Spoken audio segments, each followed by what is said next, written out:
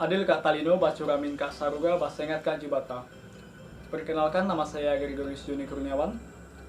Kali ini saya akan membahas Pancasila sebagai paradigma pembangunan. Pancasila sebagai paradigma pembangunan berarti nilai-nilai dasar Pancasila menjadi kerangka acuan dan tolak ukur segenap aspek untuk pembangunan nasional yang ada di Indonesia. Pancasila juga mengandung nilai-nilai yang penting dalam pembangunan IPTEK dan menunjukkan sistem etika dalam pembangunan IPTEK. Tidak dapat dipungkiri, IPTEK sering salah digunakan sebagai sarana negatif karena arus globalisasi. Tapi karena adanya nilai-nilai Pancasila, perkembangan IPTEK dapat terkontrol. Di sini saya akan menjelaskan sedikit 3 aspek yang berkaitan dengan Pancasila sebagai paradigma pembangunan. Aspek yang pertama, Pancasila sebagai pembangunan di bidang sosial dan budaya. Pancasila sebagai pembangunan sosial dan budaya adalah Pancasila sebagai etos budaya persatuan dalam budaya majemuk. Semboyan Bhinneka Tunggal Ika dan pelaksanaan Undang-Undang Dasar 1945 yang menyangkut kebudayaan bangsa hendaknya menjadi prioritas karena kebudayaan nasional diperlukan sebagai landasan atau media sosial yang memperkuat persatuan.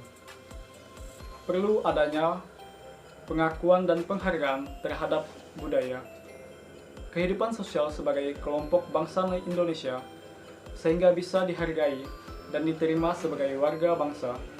Dengan demikian, pembangunan nasional budaya tidak menciptakan kecemburuan, persenjangan, diskriminasi, dan ketidakadilan sosial.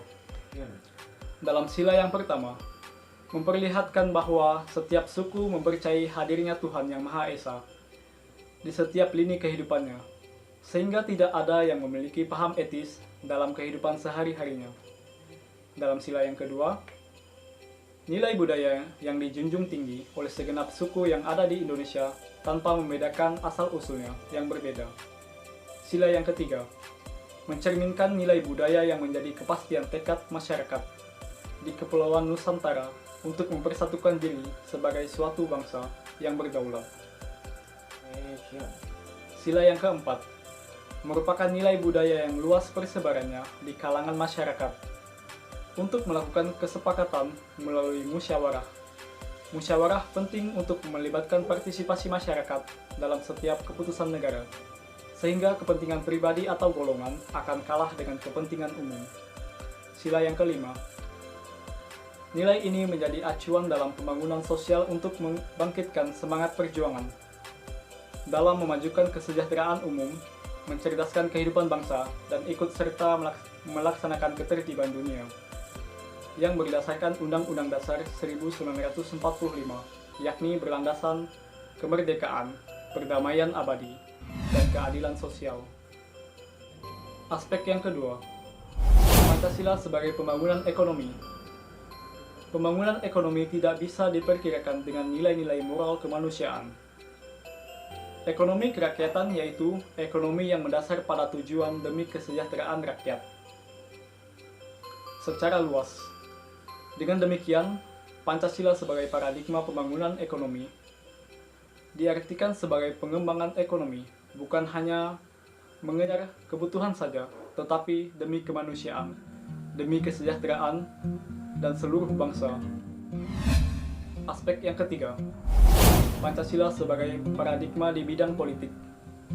Masyarakat Indonesia selaku warga negara harus dilibatkan sebagai subjek atau pelaku politik, bukan sekedar objek politik. Pancasila bertolak dari kodrat manusia, maka pembangunan politik harus dapat meningkatkan harkat dan martabat manusia. Sistem politik yang bertolak dari manusia sebagai subjek harus mampu menempatkan kekuasaan tertinggi pada rakyat. Kekuasaan adalah dari rakyat, oleh rakyat, dan untuk rakyat. Oleh sebab itu, sistem politik Indonesia yang sesuai Pancasila sebagai paradigma adalah sistem politik demokrasi, bukan otoriter.